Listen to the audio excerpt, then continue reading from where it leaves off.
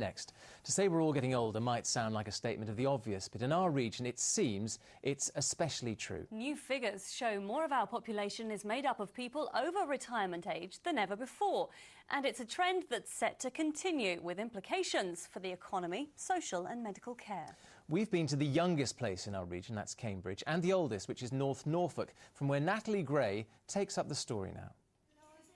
Justina Morris and Marjorie Bickers both used to holiday in North Norfolk and now have retired to Sheringham from London and Essex, respectively.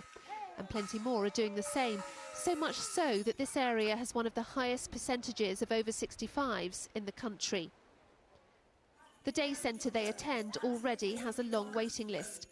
Is it a problem, do you think, if a large part of your population is elderly? Yes, I do think it is a problem. I think it's a problem for the county. I mean, yes, we look after the elderly, but I do think it is a problem for the county. They do put a strain on the GP services, on other services, because they do need a lot more help. Our region has a slightly greater proportion of over 65s than the country as a whole. The lighter areas on the map show where the numbers are highest. Top of the scale, North Norfolk is already at nearly double the UK average and set to increase to almost 40% of the population by 2031.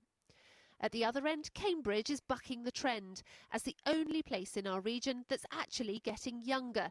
In 20 years' time, just 10% of people in the city will be of retirable age.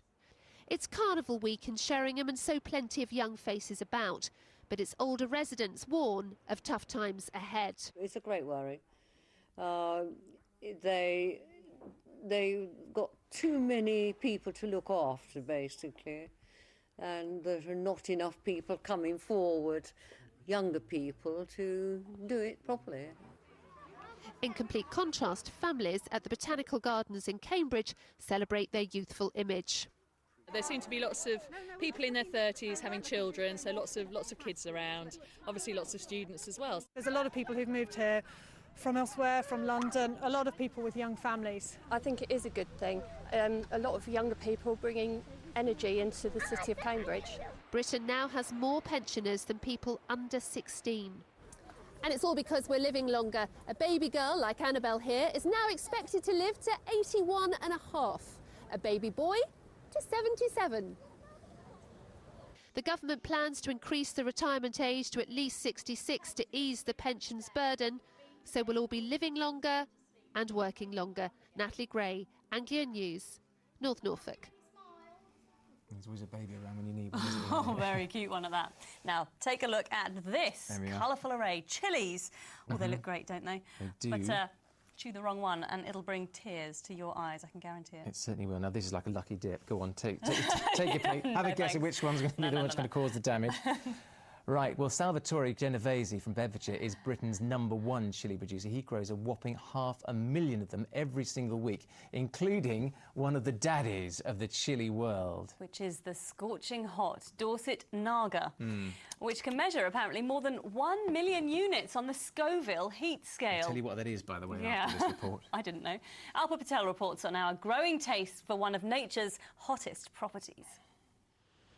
Even on a typically British summer day, Salvatore Genovese's crop in Bedfordshire reminds us of hotter climes. He's Britain's biggest chilli producer and is based at Blenheim near Bedford. He even grows the fiercely hot Dorset Naga. The green jalapeno, pretty much standard green chilli. It's about 4,000 on the Scoville heat unit index measurement, how we test how hot a chilli is. Then we move up to your standard red chilli, that's about 10 to 20,000. A bit hotter, and then we go to pretty much the standard hottest one you'll find. That's the Scotch bonnet, and that's way hotter, about 300,000. A hot chilli, definitely. Until this one came along, the old Naga. This one is 1 million, which is incredibly hot. It's 3 times hotter than the Scotch bonnets. Whatever the type of chilli, they are a staple for the Indian restaurant. The Spice Lounge in Norwich uses hundreds a day. Well, what makes a chilli so hot? Well, it's all to do with a chemical called capsaicin.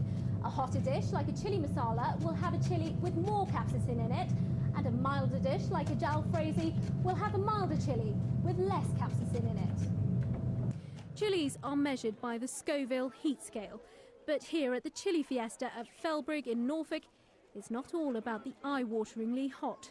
There's chilli ice cream on offer to cool those burning tongues, and with so many interested in trying and buying, farmers like Salvatore are trying to keep up with demand.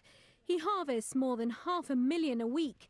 Tesco, one of the supermarkets he supplies to, says demand has increased by 600% in 3 years.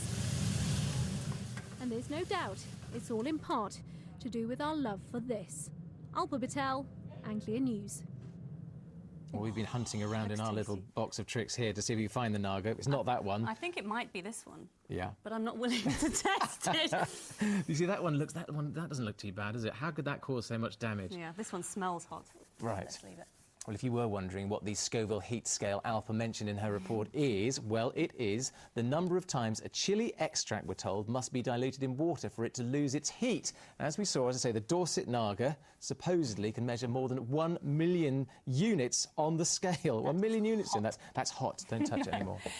Now, our build-up to the start of the Football League season continues, and tonight it's the turn of the Championship. Ipswich are likely to have their new goalkeeper, Martin Fulop, just signed in from Sunderland in between the sticks against Middlesbrough on Saturday. Tomorrow night, 7 players could make their Norwich debuts against Watford, but a key one might be missing. Donovan Blake has more. Grant Holt coming off the bench in Norwich's final pre-season friendly last week. But it's a different kind of bench, a magistrate's bench, which could prevent him from playing in the Canaries' season opener against Watford. Holt faces a court case tomorrow for motoring offences. The hearing is in Market Drayton in Shropshire. But to travel around 200 miles, an estimated 4-hour journey, to be ready for tomorrow's evening kick-off at Carrow Road is a big ask. Manager Paul Lambert knows that. Given his contribution last season, you'd love to have him involved on the day. No, we do. He's been huge for us, as I said before. Last season he's been huge. He's the captain of the team, and whether he's fit to start, I'll decide later.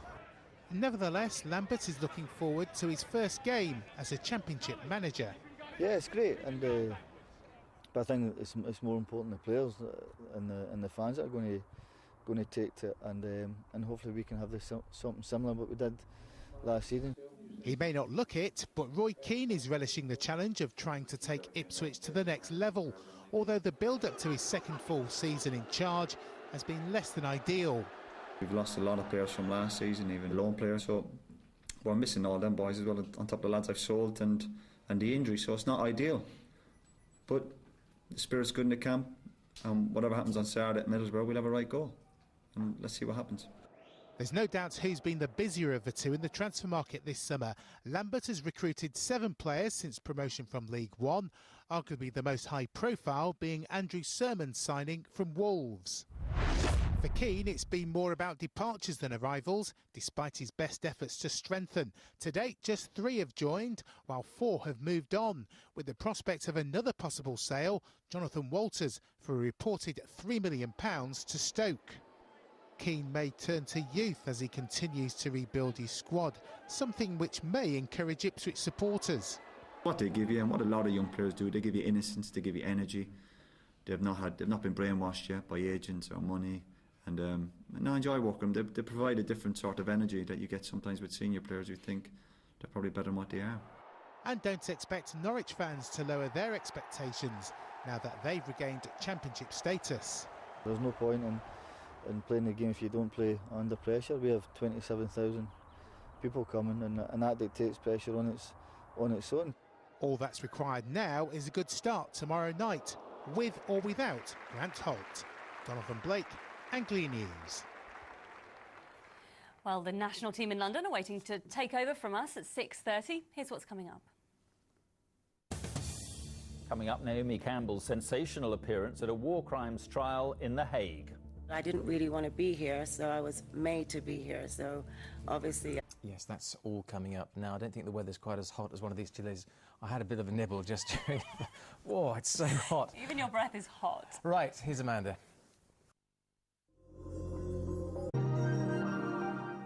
Well, I'm not sure if you can pick up how bloodshot I can barely Jonathan's speak. eyes are. I've enjoyed the programme. See you tomorrow. Bye-bye. Bye.